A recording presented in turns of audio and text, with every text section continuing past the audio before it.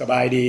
สวัสดีครับพี่น้องชาวลาวครับวันนี้อยู่กับผมเจษดาเช่นเคยกับการวิเคราะห์ฟุตบอลทุกวันวันละ3คู่ทางหน้าเพจแห่งนี้ครับดังนั้นเจอกันแล้วอย่าลืมกดไลค์กดแชร์ไปก่อนเลยก็แล้วกันนะครับมาถึงค่ำคืนวันอังคารครับคืนนี้มีฟุตบอลลีกกลางสัปดาห์แข่งขันกันด้วยนะครับผมก็เลือกเอา3คู่มาฝากแฟนๆชาวลาวเหมือนเดิมไปเริ่มที่คู่แรกเวลาเที่ยงคืนครับเกาโชซิเลียอิตาลีเอซีมิลานอันดับ4เปิดบ้านเจอกับอูดิเนเซ่อันดับ16มิลานเนี่ยมี51แต้มนะครับเกมล่าสุดบุกแพ้ซัมโดเรียมา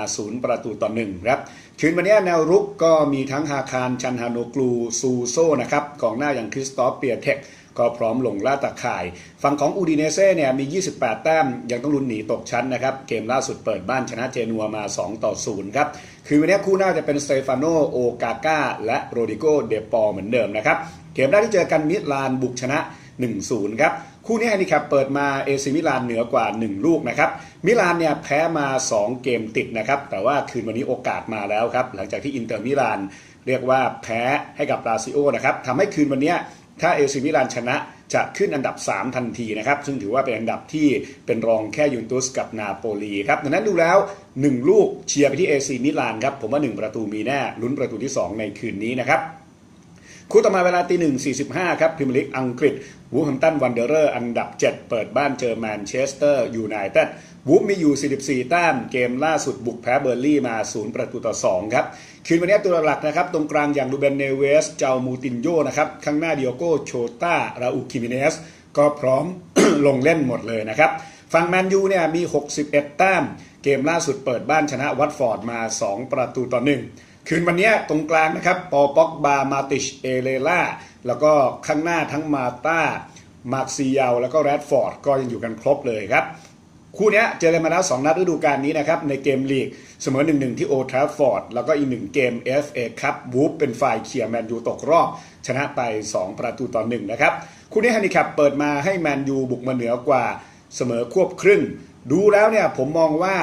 วูฟเองช่วงหลังแผ่วลงไปนะครับในขณะที่แมนยูยังต้องเบียดท็อป4ครับแถมสถิติที่ผ่านมาของโซชาเนี่ยเล่นเยือนฤดูกาลนี้ในลีกชนะทุกเกมยกเว้นเกมที่บุกแพ้อาร์เซนอลนะครับดังนั้นดูแล้วยังน่าเชียร์ไปที่แมนยูมากกว่าเกมฉาบฉวยเกมทีเด็ดทีขาดเป็นของแมนยูครับจะบุกมาเบียดชนะวูฟได้อย่างน้อย1ประตูเชียร์แมนเชสเตอร์ยูไนเต็ดปิดท้ายที่เวลาตี 1:45 อีก1คู่นะครับ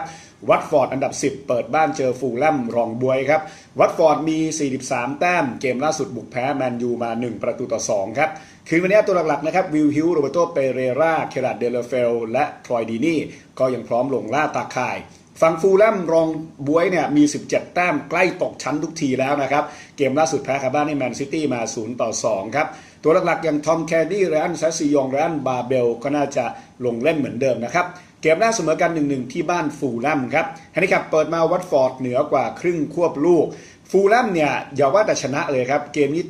ถ้าได้แค่เสมอก็แทบจะตกชั้นเกือบ 100% แล้วนะครับดังนั้นดูแล้วผมมองว่าถอดใจไปนานแล้วนะครับวัดใจไปที่วัตฟอร์ดดีกว่ายังมีลุ้นอันดับสูงๆนะครับเชียร์ไปที่วัตฟอร์ดจะเบียดได้อย่างน้อย1ประตูในคืนนี้ครับสรุป3ทีมคืนวันนี้ไปที่เจ้าถิ่นหมดเลยนะครับเอซีมิลานเอซีมิลานเจ้าถิ่นนะครับและแมนยูทีมเยือนปิดท้ายที่วัตฟอร์ดเจ้าถิ่นอีก1ทีมนะครับและเหมือนเดิมนะครับฝากเอาไว้ด้วยสำหรับไลน์แอดของเรา @LAOSBO อย่าลืมแจ้งรหัสโปรโมชั่น JD888 และย้ำแล้วย้ำอีกว่าของแท้ต้องlao-sportbet.com เท่านั้นครับขอให้พี่น้องทุกคนโชคดีในคืนวันนี้ครับสบายดี